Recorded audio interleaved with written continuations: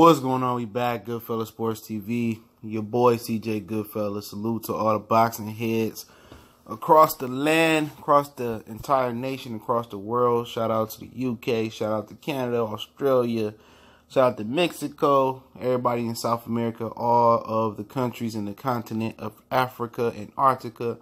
Shout out to you guys as well. All right. And don't forget, we got a big announcement coming, hopefully today, no later than tomorrow, regarding a new show we will be doing, hopefully in the morning. So be on the lookout for that. But could Terence Crawford and Jose Benavidez be headed for a rematch? The fight averaged 2.2 million viewers. The viewerships were through the roof. They promoted the fight the week of the fight. Top Rank didn't really promote the fight that much. But Terence Crawford and Jose Benavidez played the part. Jose Benavidez came into the promotion thugging from the beginning. When they met up at Jose Benavidez' return bout after getting shot in the leg, almost was fatal for him, and they was beefing. He was calling out Crawford then. That hype, that real authentic beef, made that fight really, really sell, and has Top Rank really considering taking Crawford to pay-per-view in 2019. Then back and forth on Twitter, going back and forth. You would think Jose Benavidez would have let it go.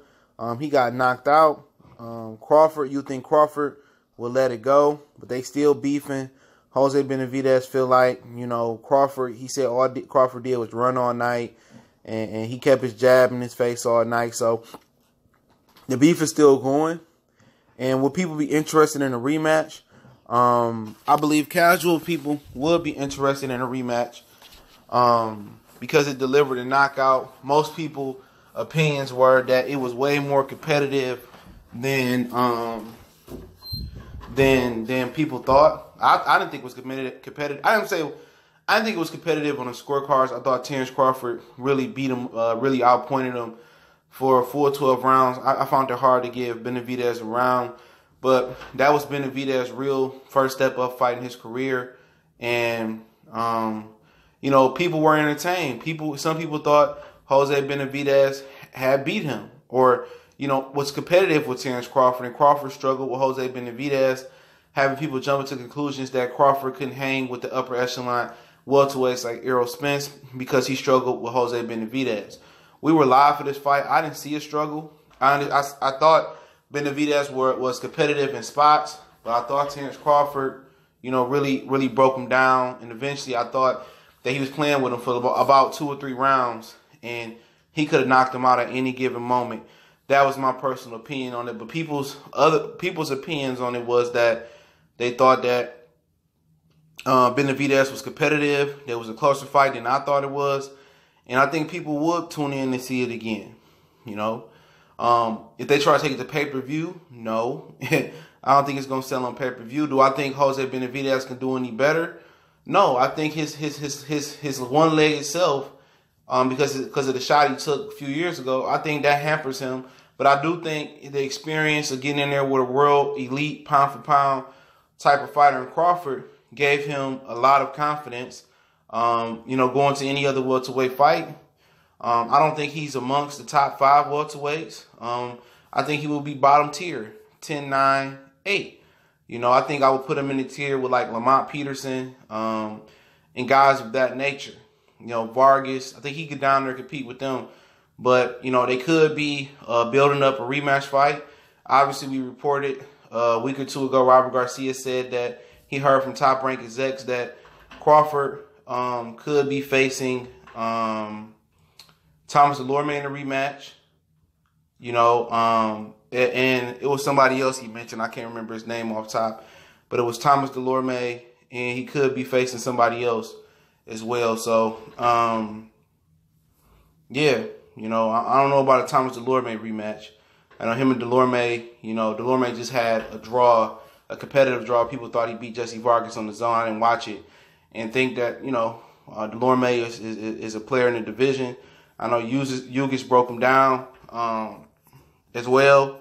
But, I really think Ingus, Adames, Ingus fights this weekend.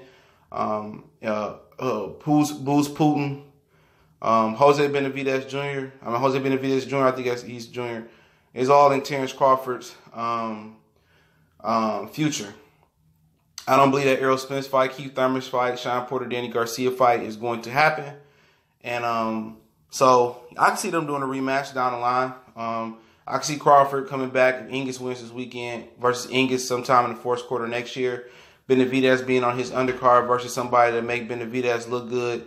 Then come back and they can do a Crawford and Ingus, Crawford and Benavidez rematch sometime in the summer or early fall next year. So don't be surprised if you see a Crawford and Jose Benavidez fight next year, a rematch, because Crawford doesn't have too many options. Al Heyman is squeezing him.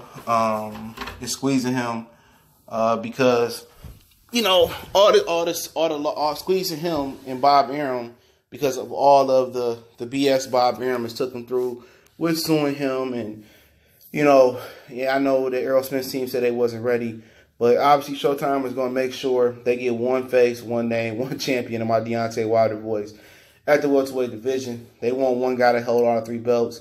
That is in the works. It's taking longer than normal due to the Keith Thurman situation. Sean Porter sounds like it may be true when people was telling me that Sean Porter might fight on the Mikey Garcia and Errol Spence undercard, because Keith Thurman is rumored to come back November 13th. We talked about that Saturday, so go back in archives and look up Saturday. Keith Thurman's rumored return. Shout out to Fred from Barbershop Conversation for dropping that gem. But Crawford, his future is really, really bleak right now as far as elite level fights. So they gotta do what they gotta do to sell him. I don't think this fight was worthy of an immediate rematch. I don't think this fight was worthy of the rematch without Jose Benavidez Jr.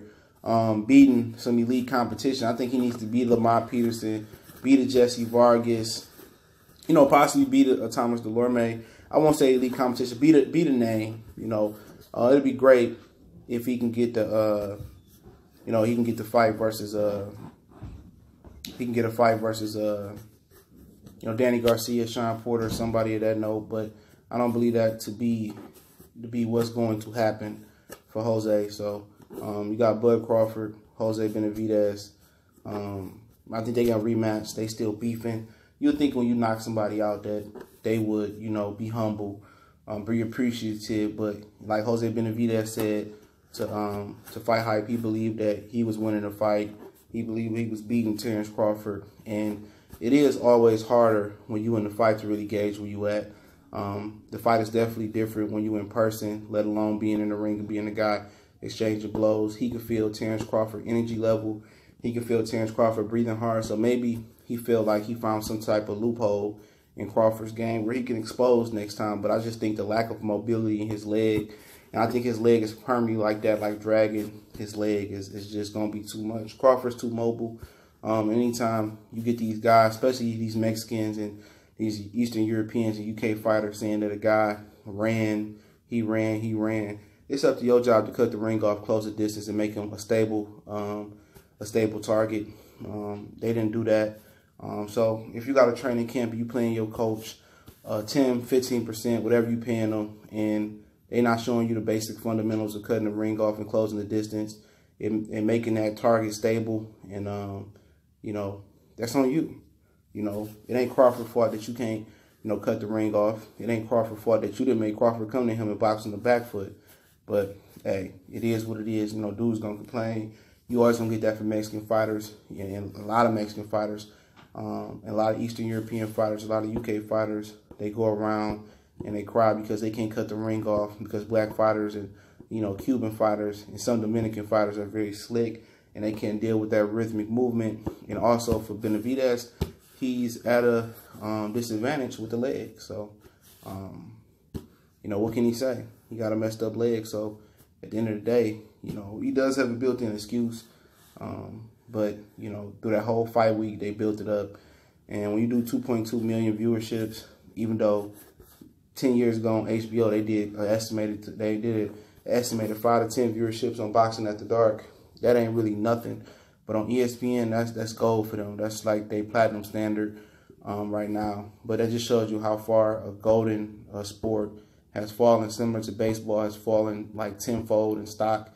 Baseball is seen to be an obsolete sport in the next 10 to 20 years as their fan base continues to die off because they're getting older. So that's another sport that needs to be innovative. But boxing has the product to be a top, at least a tier 2 sport, really a tier 1 sport.